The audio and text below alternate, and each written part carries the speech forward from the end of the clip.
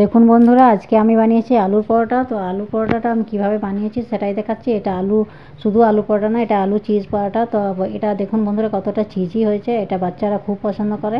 আর কীভাবে আমি বানিয়েছি সেটাই দেখাচ্ছি। এখানে আমি গরম তাওয়া ফ্রাইং প্যানের মধ্যে পেঁয়াজ কুচনো দিয়ে দিয়েছি। পেঁয়াজটা একটু ভেজে নেব।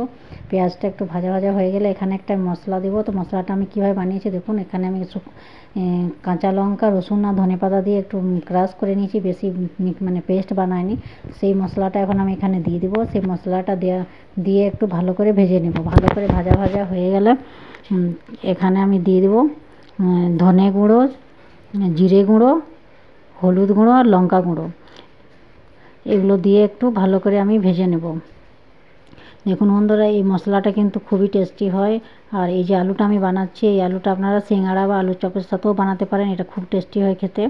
তো এখন আমি এর মধ্যে দিয়ে দেবো আলুটা সিদ্ধ আলুটা দিয়ে আমি একটু মিশিয়ে নেব। তো এইরকমভাবে আমি আলুটা রেডি করব। তো দেখুন বন্ধুরা, এরকম ভিডিও যদি আপনাদের ভালো লাগে তো প্লিজ আমার পেজটাকে লাইক করবেন, ফলো করবেন। তো দেখুন বন্ধুরা, আলুটা আমার রেডি হয়ে গেছে। এখন এর মধ্যে দিয়ে দেবো আন্দাজ মতো নুন। আর আমি আলুটা ভালোভাবে মিশিয়ে দেব। আর আমার এইভাবে আলুটা সুন্দরভাবে রেডি হয়ে যাবে। তো এখন আমি এটা হয়ে গেল। এখন এটা আমি প্লেটে রেখে দেব, এক সাইডে রেখে দেব।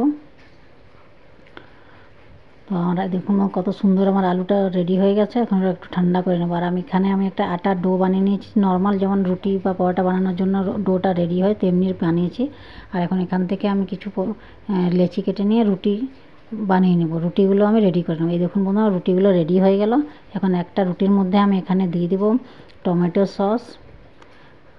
আর উপর থেকে দিয়ে দেবো যে আলুটা আমি রেডি করে রেখেছি, সেই আলুটা আমি এখানে দিয়ে দেবো। আলুটা আমি ভালোভাবে চারদিকে ছড়িয়ে দেবো সুন্দরভাবে। আর তারপরে ওপর থেকে দিয়ে দেবো আমি চিজটা দিয়ে আমি এখানে গ্রেট করে চিজ দিয়ে দেবো। চিজটা দিয়ে তার উপরে আমি আরেকটা রুটি ওপর থেকে দিয়ে দেবো। এইভাবে আমার পরোটাটা রেডি করে নেব। এখন দেখুন সুন্দরভাবে আমার রেডি হয়ে গেছে। এখন এটা আমি গরম তাওয়ার মধ্যে দিয়ে দেবো আর উলট পালট করে ভেজে নেব। এখন উপর থেকে একটু তেল দিয়ে দেবো। সামান্য একটু তেল দিলে এটা ভাজা হয়ে যায়। আপনারা চাইলে এটা ঘি বা বাটার দিয়েও ভাজতে পারেন। আমি তেল দিয়ে ভেজেছি।